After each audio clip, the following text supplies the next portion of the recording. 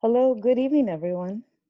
My name is Marissa Gutiérrez-Vicario, and I'm very honored to be your moderator tonight for this webinar, Marching Forth Our Immigration Justice Landscape, brought to you through the support of UURISE, the College of Social Justice, the UUSC, and Side with Love. I'd like to start first by having the folks on the call who will be joining us tonight to introduce themselves. Good evening, everyone. My name is Katia Hansen, and I am proud to serve as the President and CEO of UURISE, Unitarian Universalist Refugee and Immigrant Services and Education. And I'm excited to see so many names I recognize. I kind of feel like Romper Room. I see Angela, I see Dan. So happy to see names that I know and names that I don't. Looking forward to this conversation. Hi, my name is Nora Rassman. I am the campaign manager of Side with Love, and I am based in Washington, D.C. Really looking forward to this.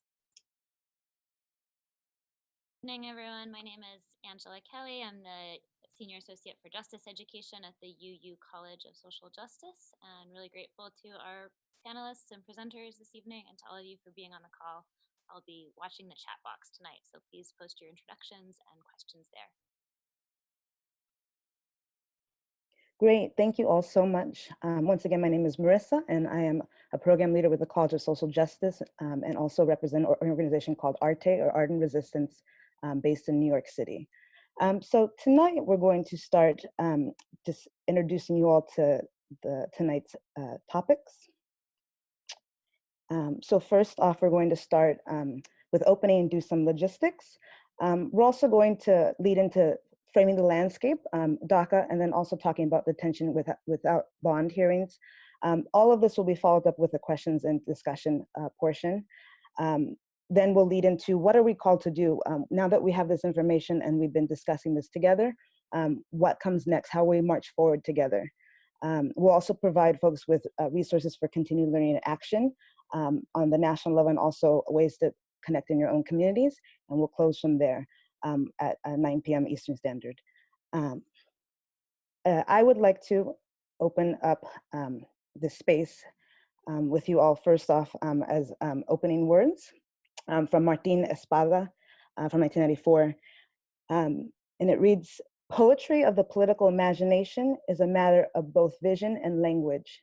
Any progressive social change must be imagined first, and that vision must find its most eloquent possible expression to move from vision to reality. Any oppressive social condition, before it can change, must be named and condemned in the words that persuade by the stirring of emotions, awakening of the senses. Thus is the need for political imagination." So we're all very grateful for you all tonight as we work together and thinking about what is political imagination in terms of, in the context of immigration in this country. A few logistics for folks. First off, the webinar is structured so that we'll be sharing information on the current landscape, and we're grateful to Katia Hansen for helping bring some of the information based on her own work and the communities that she works with.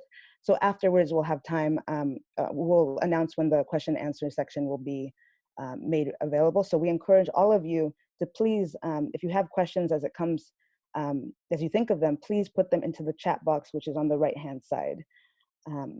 Second, just note that as a participant, all the mics are muted for the duration of the call. So don't be worried or nervous why you're not having a mic. It's intentionally made to be that way.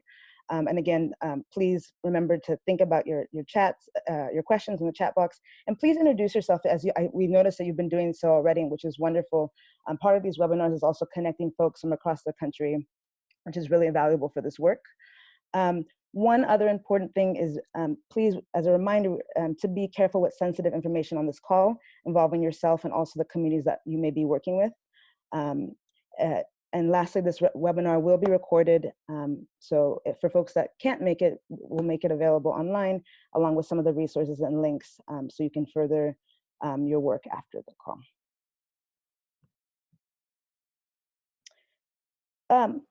moving forward, one thing that we want to provide is a quick framing.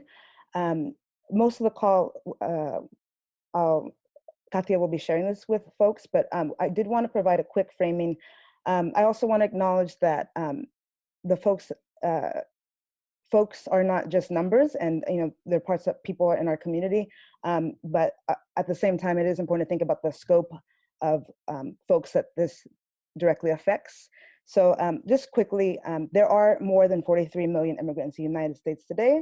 This is according to the Migration Policy Institute, and about 11 million of those individuals are undocumented immigrants, and 22% of those undocumented immigrants are under the age of 25.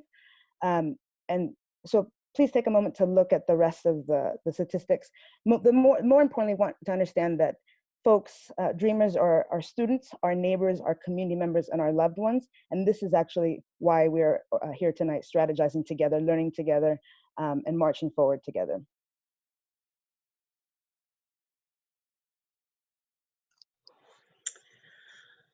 So this is Katia Hansen from UURISE, and I wanted to share a little bit of information before we jump in about why today and what is it that we want to be talking about.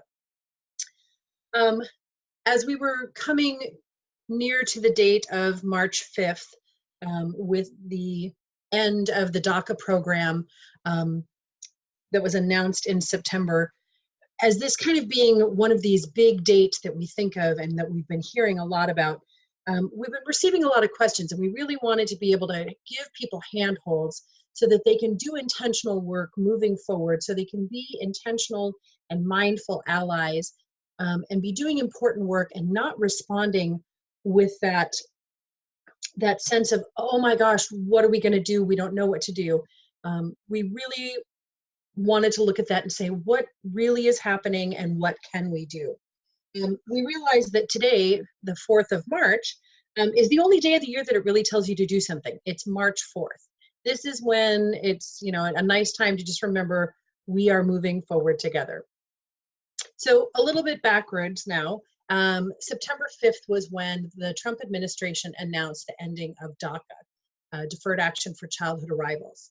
And in that announcement, they announced that they would end the processing of initial DACA applications unless they had already been received by USCIS, and end processing DACA renewal applications unless they had already been received by USCIS.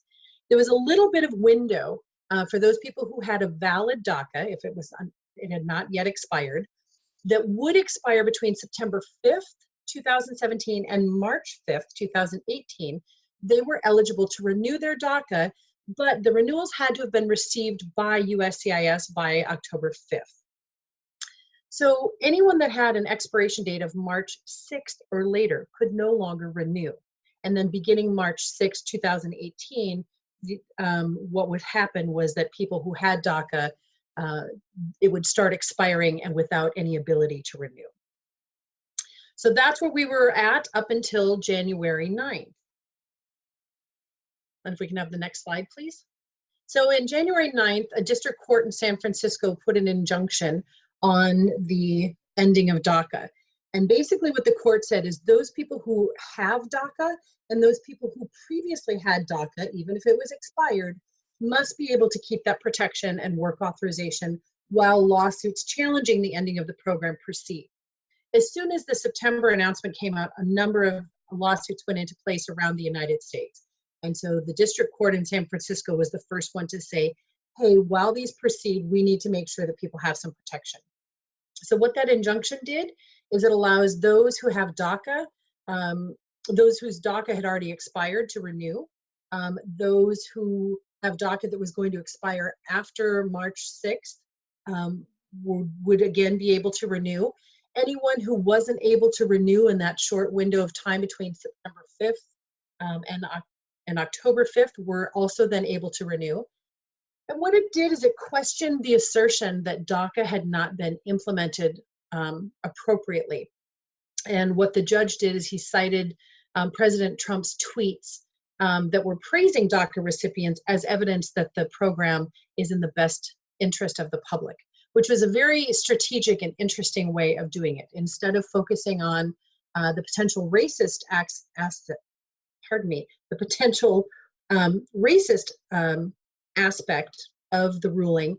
He instead used the president's own words praising DACA recipients to say, see, even the president thinks that this is an important program. And then in February, we had a ruling from the district court in Brooklyn, which also placed an injunction and saying basically the same thing, that those people who have DACA and who previously had DACA must be able to continue to renew and have that protection while the lawsuits challenging the ending of the program proceed. And what the judge did is he agreed that the ruling, that the ending of the process was arbitrary and capricious. And those are really important words because those are actually coming out of the Administrative Procedures Act. And the Administrative Procedures Act is what the Trump administration was using to call for an ending of the DACA program and saying that it was improperly brought into the public sphere. So to use the wording from the Administrative Procedures Act is generally a good sign to say that you can't end something arbitrarily and capriciously. He also criticized Trump's racist and anti-Latino tweets, but he did not specifically rule that the decision to end DACA was based in racism. It detailed the benefits of the program and the potential harm to recipients as the reasoning for the injunction, and talked about the fact that ending DACA would have profound and irreversible social costs. So then, now that we have two district courts that have put injunctions on it, of course, the Trump administration wanted to move forward to appeal these as quickly as possible. So they asked the Supreme Court to take that appeal out of the normal process. If we can have the next slide. I think we went 2 there, Heather. Thank you. So on February 26th, well, let me go back. So President Trump and the Department of Justice had asked the Supreme Court to take the appeal out of order. And the Supreme Court took that under advisement, and behind closed doors, they met to decide whether or not they were going to take it out of order. And then on February 26th, they announced that they were declining to hear the appeal out of order. This was a procedural ruling, just saying that it needs to follow the proper procedures and go through the districts in which the lawsuits have been filed. It does not look at the merits, so we don't want to assume that that means anything good on our side. But what it does mean is that the injunctions against DACA will stand until they have gone through the full legal process.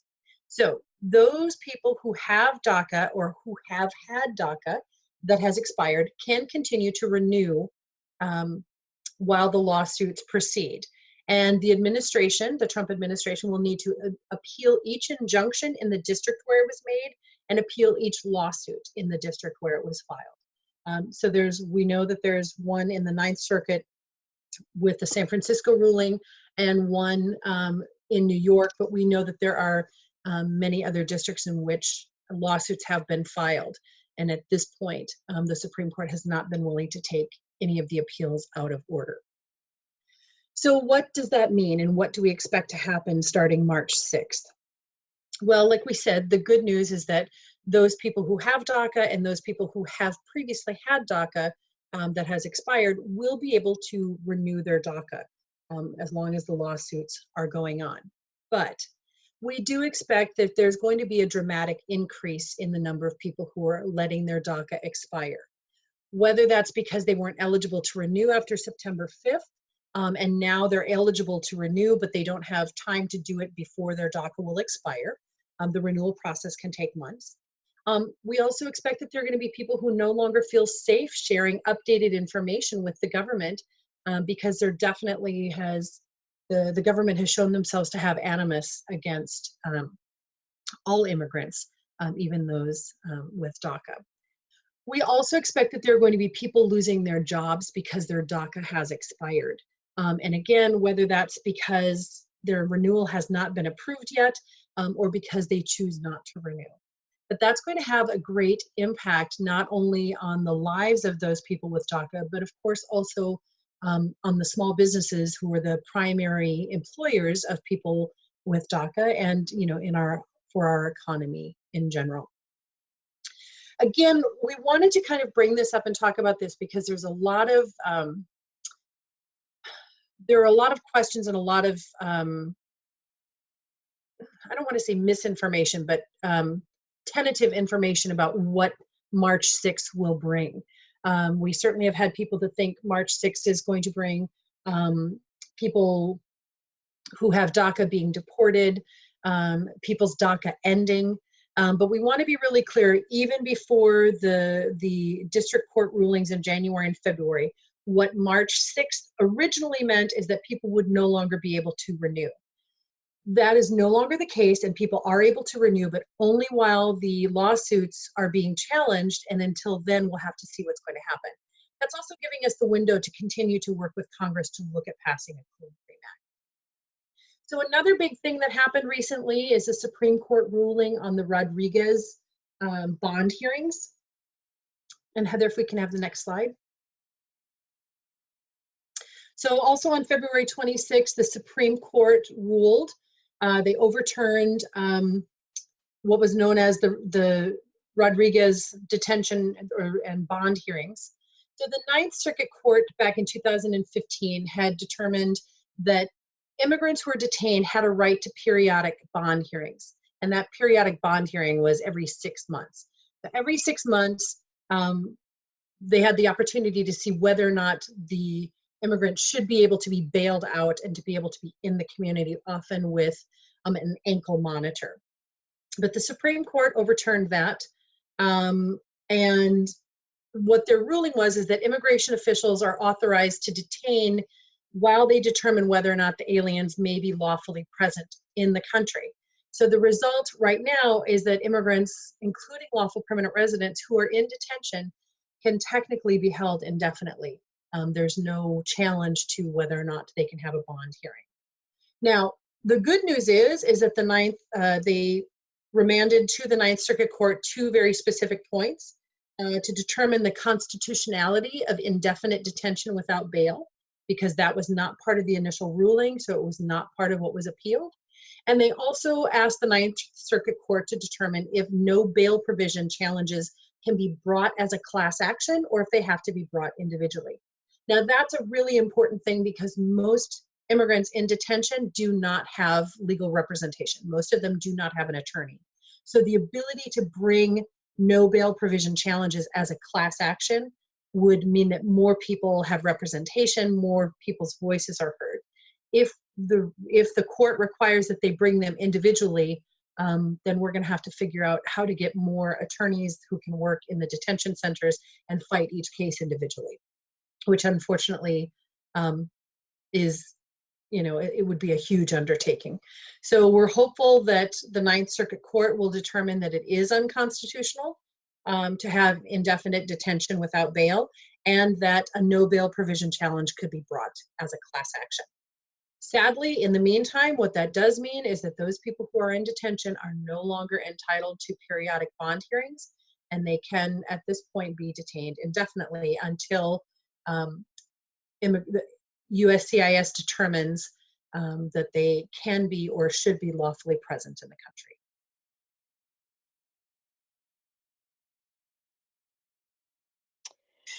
Thank you so much, Katia, for that background. And we understand and realize it is a lot of information, a lot of dates, and a lot of things going on. So we want to welcome people to ask questions. And please do so in the chat, and we will we'll do our best to get through it as many as possible. So we'll give you a moment to write them in the chat right now.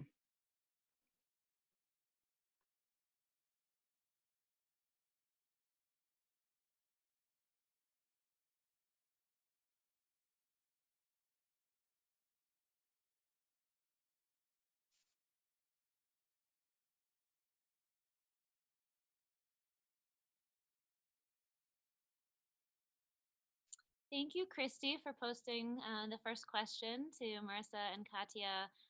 Christy asks, how can they determine whether a lawfully present immigrant is in the country legally? It seems like a circular process. Could you speak more to that, please, Katia? So in that situation, that would be relating to someone who is a lawful permanent resident or someone who has a visa of some type, who is in the United States with permission, who's in the United States lawfully, but has been brought into immigration detention because of some action. It could be that they were arrested for something, they could have been convicted or charged with something, and because of that, they find themselves in immigration detention. And what the Ninth Circuit Court had said is if you're in immigration detention, you can only be held for so long before the government has to, they have to justify why they're holding you. And what the Supreme Court ruling basically said is, nope, they don't have to justify why they're holding you. We already know that, you know, something happened. So while they determine if what this person was charged with or convicted of would be a deportable crime, or if it's something that would make them what's called inadmissible in the United States, while they're making that determination, they can now hold them in immigration detention. So this would be the same thing for people who are seeking asylum. Previously, people who were seeking asylum were eligible for periodic bond hearings. And now, unfortunately, people seeking asylum can be held indefinitely while that process goes through and they try to determine whether or not someone legitimately has an asylum case. Thank you. A few more questions. One from Laura, isn't being held in detention unconstitutional? How is this even a possibility? So that's what is being sent back to the Ninth Circuit Court that they have to determine is whether or not detention without bail or bond, indefinite detention without bail or bond is unconstitutional. So we know that it is unconstitutional if that were to come in a criminal case, but because immigration isn't criminal law, it doesn't fall under those same categories on its face. So that's what the Ninth Circuit Court is going to have to decide, and then that's what will again be appealed to the Supreme Court, assuming that the Ninth Circuit Court determines that it is unconstitutional.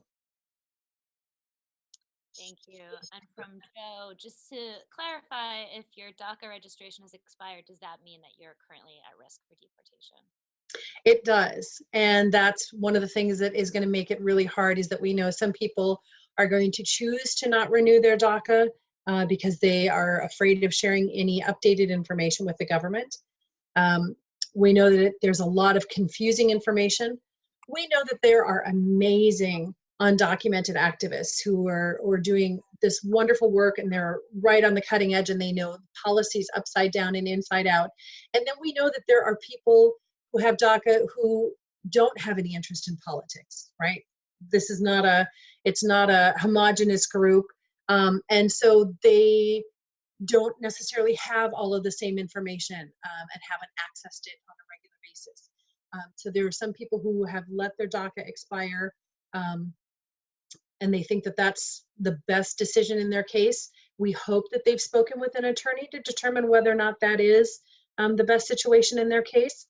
But there are also people who are letting it expire or who didn't mean to let it expire, but they didn't have the $495 to renew it, or they didn't understand the convoluted process of, you know, you could renew your DACA if it expired between September 5th and March 5th, but you could do that only if you did it before October 5th, right? It was a very convoluted and confusing process.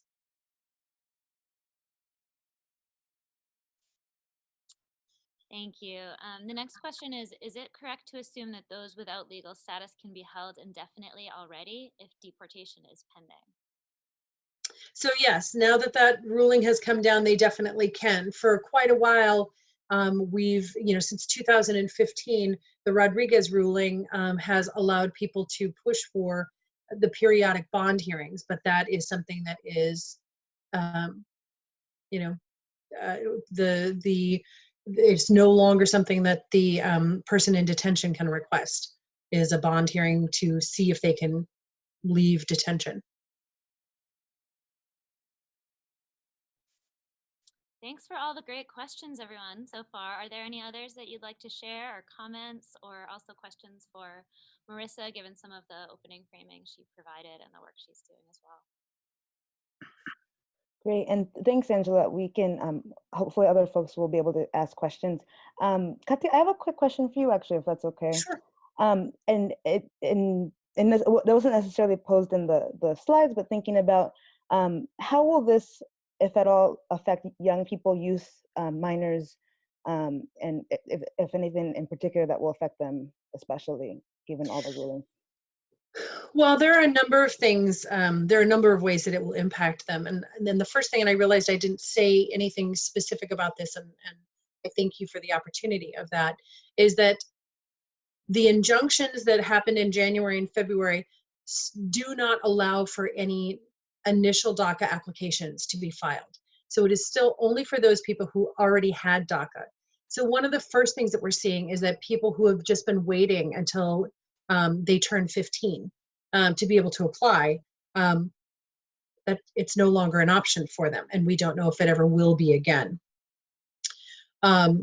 That's a big concern.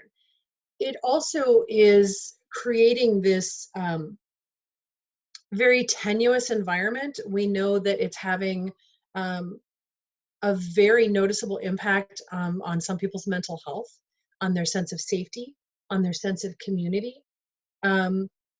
Particularly because every time we talk about DACA, we tend to use some phrases and words that, even though we think we're helping, are actually not helping. And I know Nora's going to talk about that a little bit, but just, kind of this idea of, well, their parents brought them here, this wasn't their fault.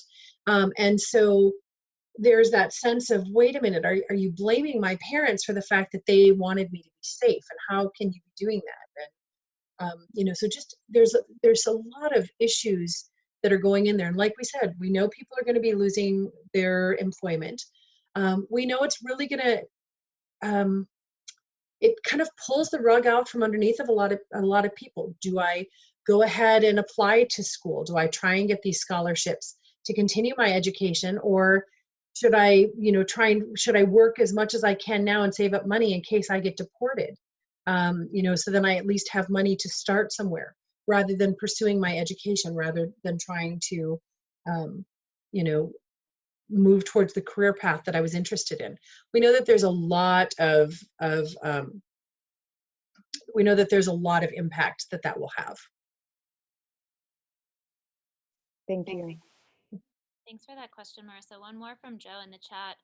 Joe writes, bond hearings can't be requested. Can they be granted if a judge wanted to? Oh, that's a very interesting question that I don't actually know the answer to, Joe. But I tell you what, I will do some research on it. I'm going to write my note down there. I mean, on